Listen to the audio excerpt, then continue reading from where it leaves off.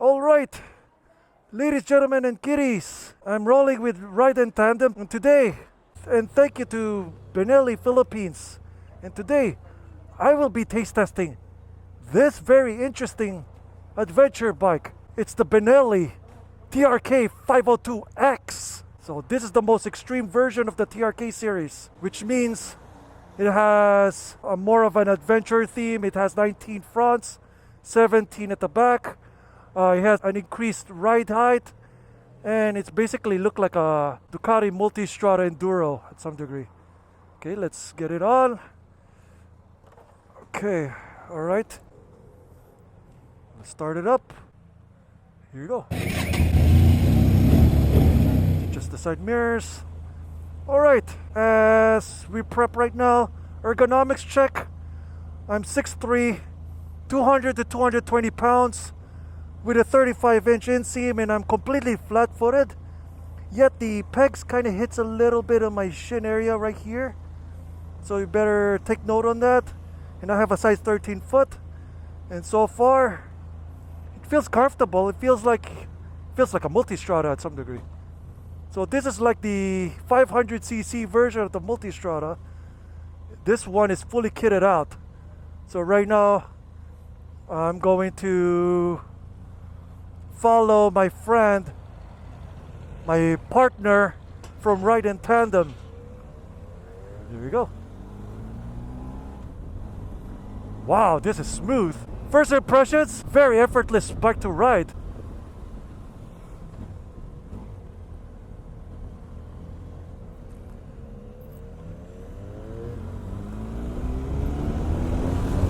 The power delivery is very refined, actually, very smooth. The clutch resistance is almost minimal, and the gear selector is very analog, easy to modulate too. Not easy to modulate, but it's very tactile. Rev matching is very easy, surprisingly easy. The size of this thing, when I first look at it, it's almost the same size as the V-Strom that I've been riding here in the Philippines. And right now it's just very engaging bike to ride. The instrument panel is very legible. All right.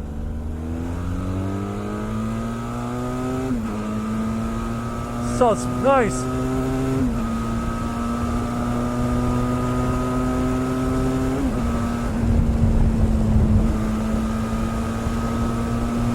cc's.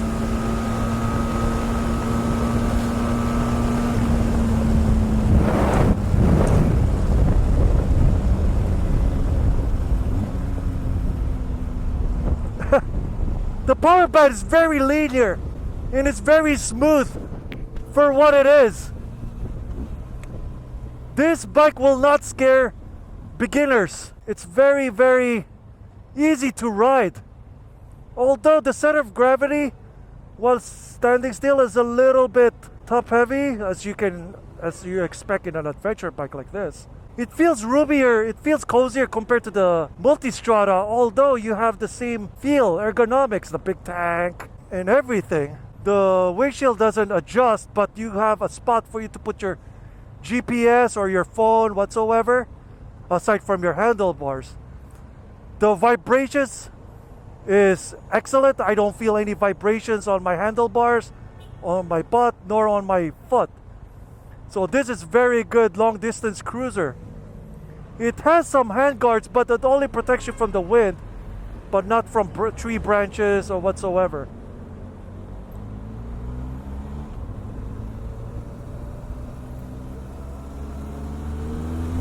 The engine sounds nice.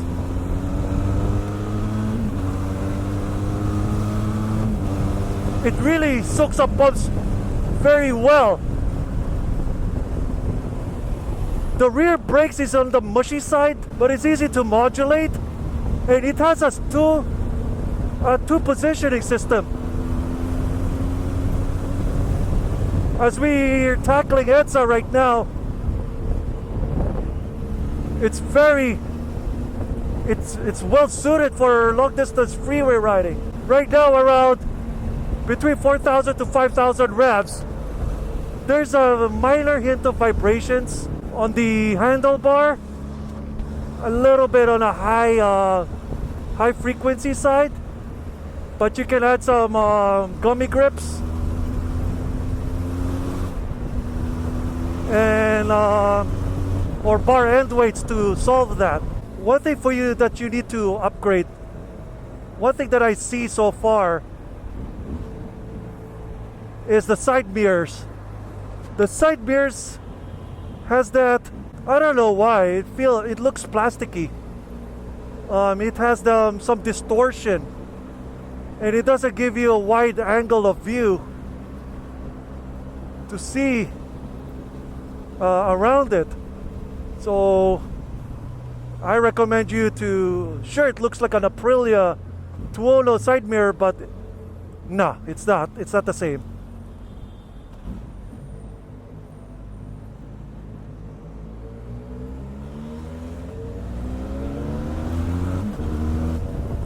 I love the linear torque band of this. Too bad this bike is not available in the United States. Sayang.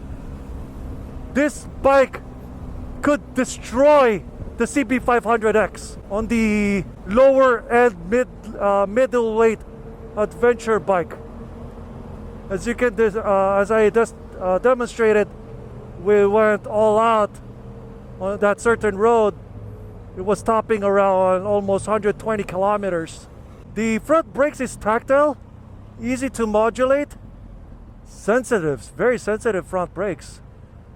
But it's very easy to, it has some decent play, and it's easy to gauge in.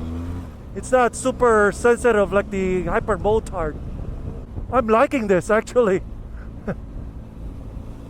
And it feels like a 650cc with a lower power, with a little bit smoother power band. The torque doesn't caught you off guard.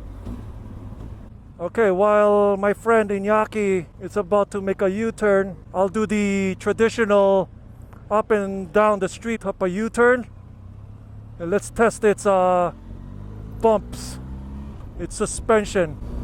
So on this manhole covers here, it soaks up really nice. Perfect for rough roads. And it's very flicky. It's very flicky. Sometimes a little bit too flicky. So you gotta be careful on that one. And I like the way this exhaust pops and crackles at the same time. It feels smaller than the typical 650cc. It feels the same as the CB500. Let's see, let's do the slalom a little bit. Very flicky, I like this.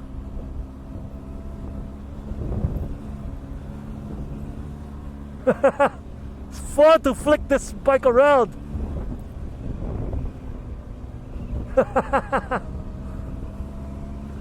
Okay, one more lap. The sound, and I'm wearing earplugs right now. The sound is it's very satisfying. Heck, I could recommend this to a friend now.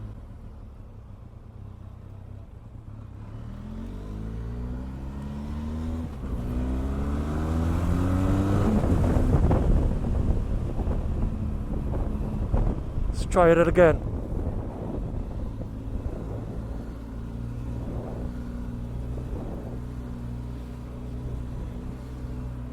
It's very flicky, I like it.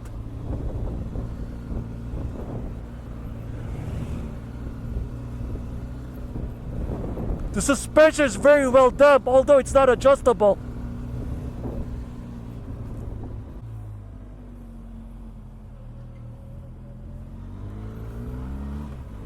The seat is very comfortable, very well supportive. And I think that I think this test is over now. Might as well return the bike because there's some other people waiting for this bike. to be ridden in again. Let me do the slalom again.